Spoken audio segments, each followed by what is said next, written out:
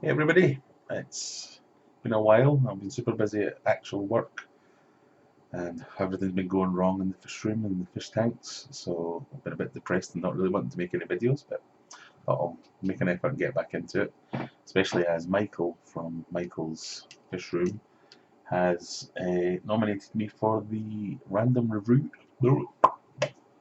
review challenge in return for me nominating him for one of the challenges.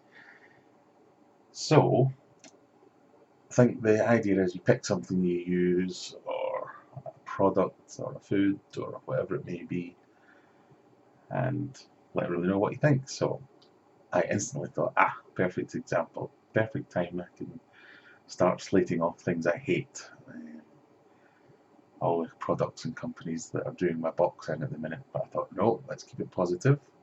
I'll pick something I like, and I'll save this slating for another video. So I'm going to go for this. The humble sponge filter. Not much. You wouldn't think there's much to it. Not just any sponge filter, this one in particular I really like. And the reason I like this one is, number one, it's cheap. Last time I bought a batch of these, I think I bought a batch of 6 and they worked out about £1.50 each. In dollars, I think that's about $5,000 the way our economy is going at the minute, but no, it's very, very cheap for what it is. Obviously, it's from China, it's made by some unknown brand. There's probably an official version that I've never actually seen, so I don't know what the official version's called. But it's cheap as chips, number one. Number two, it does the job. I like it. So this particular model, sucker cup, stick that anywhere in your tank, and this goes to the side of the wall, the glass. So you can hide it behind things if it's a display tank. You can get it higher, lower, move this around to adjust the flow, and so obviously the higher up it is, the stronger the pull. I think that's the case anyway, I've never actually thought about that. But airline into here, flow out, lots of surface agitation, lots of sponge, lots of surface area to collect all the debris and places to site your bacteria, which is what you're trying to do.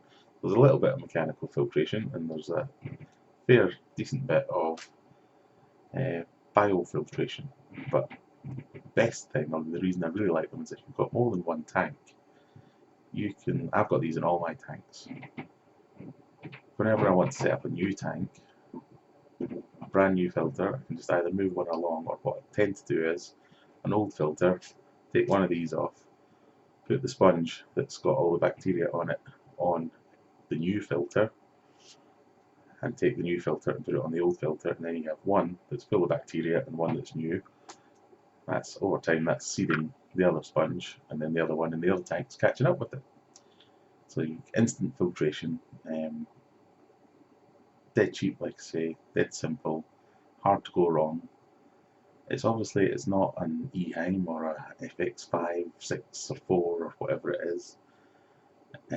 It's a very different tool to that. There's nothing wrong with your canister filters and your sumps and all that kind of stuff. But sometimes I think people get a bit too carried away with the filtration. Sometimes simple's pretty good. The other thing I like about this is, you might have seen it in other videos of mine, I use this to drive my fluidized filters, and even a couple of ones that aren't fluidized, just regular old things. So you get a bottle, stick that on top of there, the air gets pulled in through these, so you get the filtration from these. The air bubbles coming out here are actually dragging the water through the bottle as well. So I'll show you a clip of them. So that's my number one top tip, best product review. Value for money, and you're not going to get much better in the aquarium hobby, I don't think. Other sponge filters are available, I just happen to particularly like this design. You can move them around and do fancy things. If they don't fit, you can hide them places. Get it behind some plants or some rocks or some decorations if you don't want to see it. But really good, Really simple, really hard to go wrong. #1 top tip. So that's it. That's challenge accepted. I think I now have to nominate 3 people. I'll go for 3. I'll go for, let's go for Psychedelic Babe. She's always keen to get in on a challenge. Who else? Richie's Fishies. Don't think I've seen you do one of these videos yet.